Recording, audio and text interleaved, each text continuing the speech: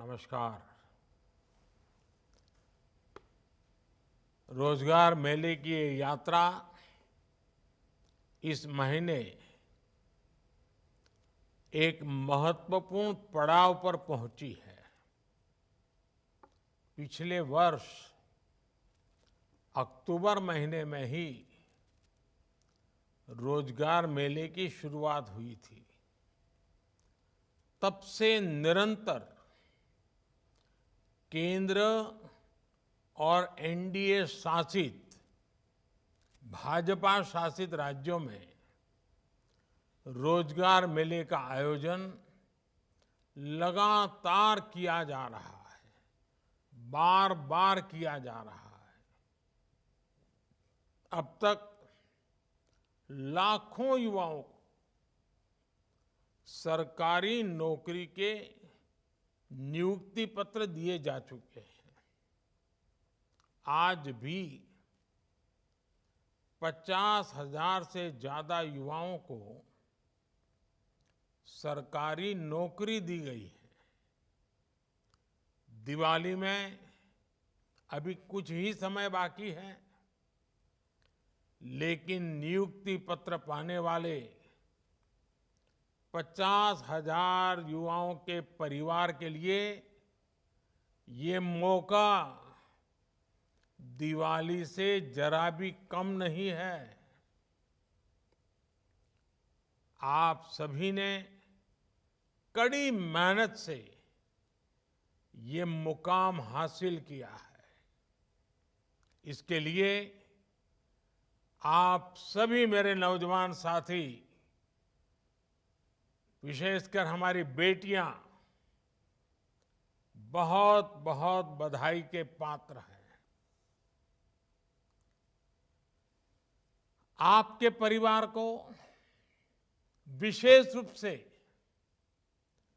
मेरी तरफ से बहुत बहुत शुभकामनाएं।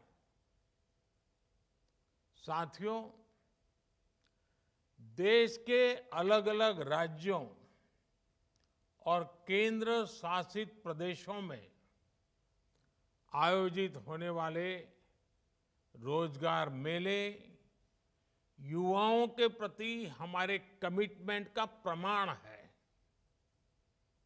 हमारी सरकार युवाओं के भविष्य को ध्यान में रखकर मिशन मोड में काम कर रही है। हम न सिर्फ रोजगार दे रहे हैं, बल्कि पूरे सिस्टम को पारदर्शी भी बनाए हुए हैं, जिससे नियुक्ति प्रक्रिया पर युवाओं का भरोसा बना हुआ है। हमने भर्ती प्रक्रिया को न सिर्फ स्ट्रीमलाइन किया है, बल्कि कुछ परीक्षाओं को रिस्ट्रक्चर भी किया है।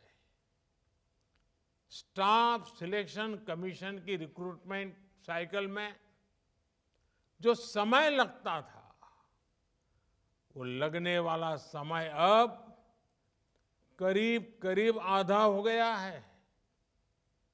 यानी सर्कुलर पत्र जारी होने से लेकर नियुक्ति पत्र देने तक के समय को काफी कम कर दिया है। इससे युवाओं के समय की बड़ी बचत हुई है। युवाओं के हित में सरकार ने एक और महत्वपूर्ण बदलाव किया है।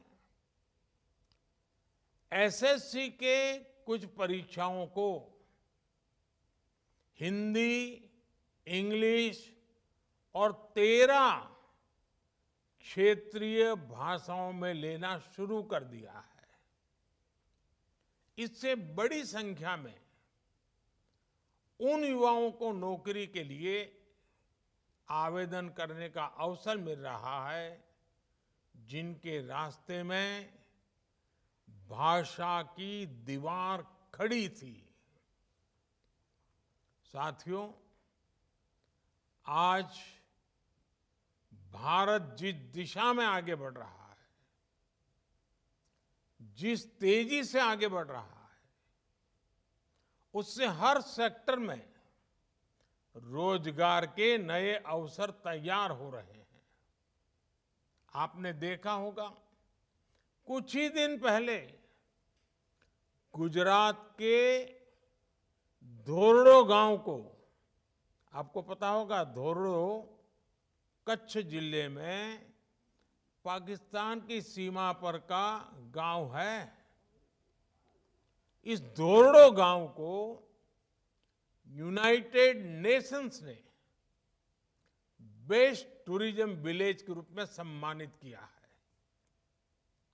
इससे पहले कर्नाटका के होयसला मंदिरों और पश्चिम बंगाल के शांति निकेतन को वर्ल्ड हेरिटेज साइट की पहचान मिली है। आप कल्पना कर सकते हैं कि इससे यहां पर्यटन की संभावना और अर्थव्यवस्था के विस्तार की संभावना कितनी बढ़ गई है। पहले पर्यटन बढ़ने का सीधा मतलब है कि वहां रोजगार के नए अवसर तेजी से बढ़ेंगे, जिसका फायदा ये टूरिज्म का ही तो परिणाम है, जिसका फायदा आसपास के होटल, छोटे छोटे दुकानदार, बस चलाने वाले, टैक्सी चलाने वाले, ऑटो रिक्शा चलाने वाले, इवन टूरिस्ट गाइड के काम करने वाले, हर किसी को लाभ होता है। ऐसे ही स्पोर्ट्स क्षेत्र, ये ऐसे सेक्टर भी हैं जो रोजगार के नए अवसर तैयार कर रहे हैं। नेशनल इंटरनेशनल खेलों में हमारे खिलाड़ी ऐतिहासिक प्रदर्शन कर रहे हैं।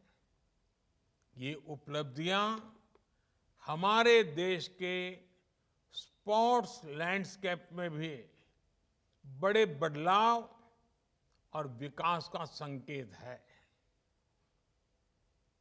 और जब स्पोर्ट्स सेक्टर का विकास होता है तो सिर्फ बेहतर खिलाड़ी ही तैयार होते हैं ऐसा नहीं है, बल्कि इससे ट्रेनर्स, फिजियो, रेफरीज और स्पोर्ट्स न्यूट्रिशंस जैसे अनेक नए अवसर तैयार होते हैं।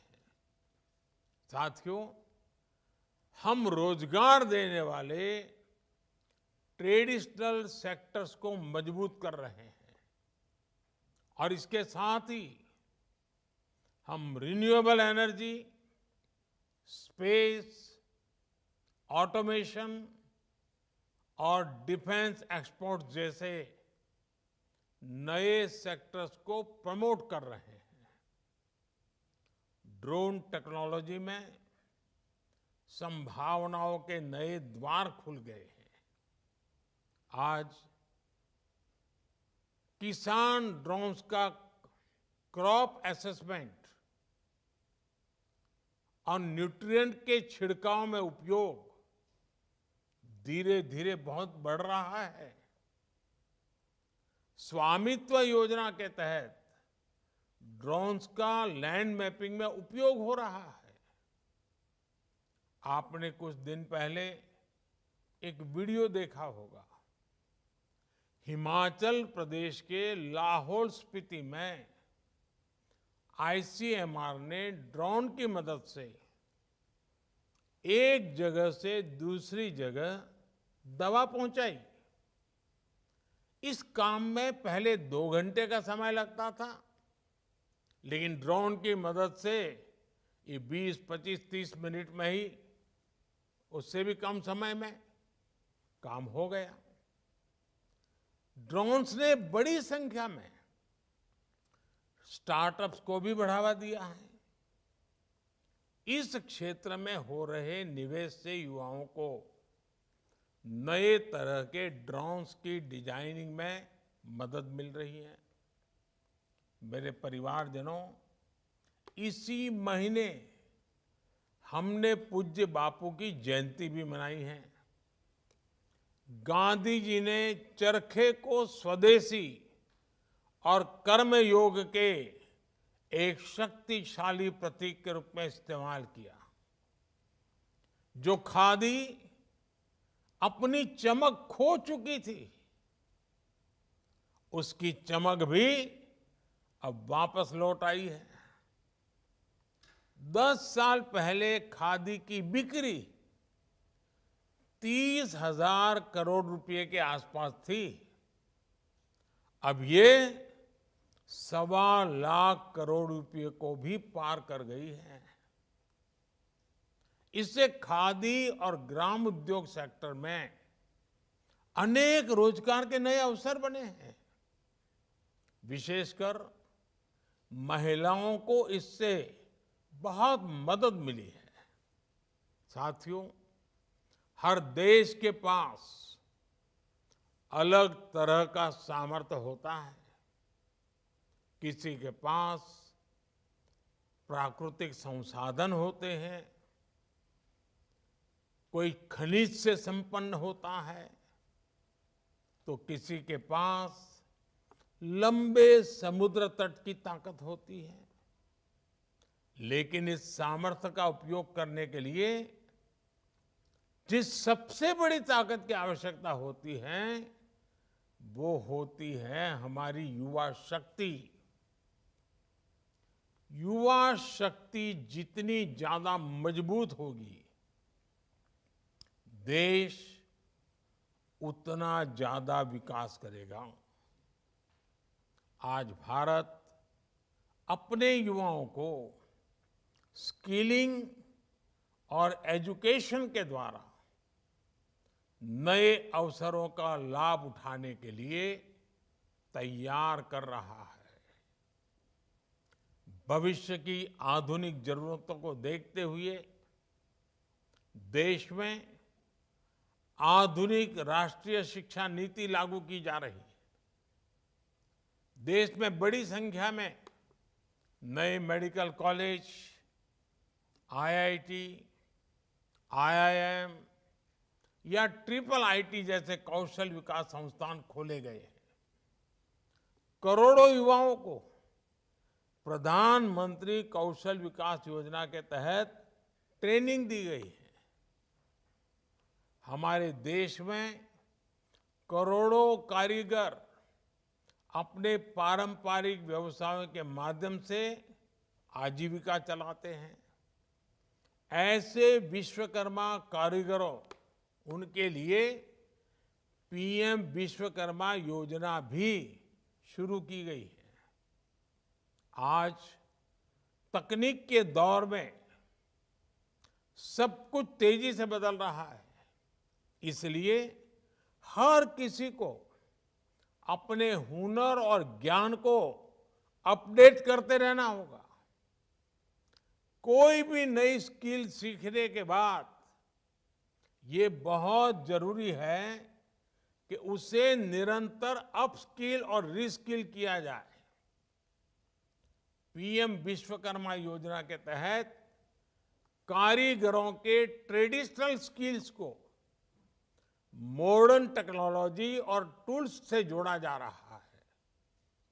मेरे परिवारजनों, युवाओं के लिए रोजगार के अवसर तैयार करना राष्ट्र निर्माण की प्रक्रिया का महत्वपूर्ण हिस्सा है। ये विकसित भारत के लक्ष्य को हासिल करने की दिशा में एक जरूरी कदम है। सरकारी कर्मचारी के तौर पर आपको ऐसी सारी योजनाओं को आगे बढ़ाना है, उन्हें जमीन पर लागू करना है। आज आप सभी राष्ट्र निर्माण की हमारी यात्रा में महत्वपूर्ण सहयोगी बनकर के हमसे जुड़ रहे हैं। मेरा आपसे आग्रह है कि आप अपने सपनों को आज पूरा कर रहे हैं, लेकिन आप देशवासियों के सपनों की ओनरशिप ले रहे हैं। मेरा आपसे आग्रह है कि इस यात्रा को लक्ष्य तक पहुंचाने में पूरी तत्परता से आपका सक्रिय, प्रोएक्टिव योगदान बहुत जरूरी है। आई गॉट पोर्टल पर आप अपना ज्ञान भी बढ़ाते चलें। आपका हर कदम देश को विकास के रास्ते पर तेजी से आगे ले जाने में मदद करेगा। एक बार फिर आप सभी को मेरी तरफ से बहुत बहुत शुभकामनाएं। आपके परिवारजनों को भी बहुत बहुत शुभकामनाएं। और आने वाला पूरा समय, आज तो शरद पूर्णिमा है, आने वाला पूरा समय त्योहारों का समय है। आप जहां हो, भले सरकारी काम में लगे हो, लेकिन वोकल फॉर लोकल इस मंत्र को हर जगह पे पहुंचाइए। आप अपने परिवारजनों को भी बताइए कि हम वोकल फॉर लोकल के लिए कमिटेड रहेंगे और वही रोजगार के नए अवसर देने का भी एक माध्यम है। फिर एक बार आप सबको बहुत बहुत शुभकामनाएं, बहुत बहुत धन्यवाद।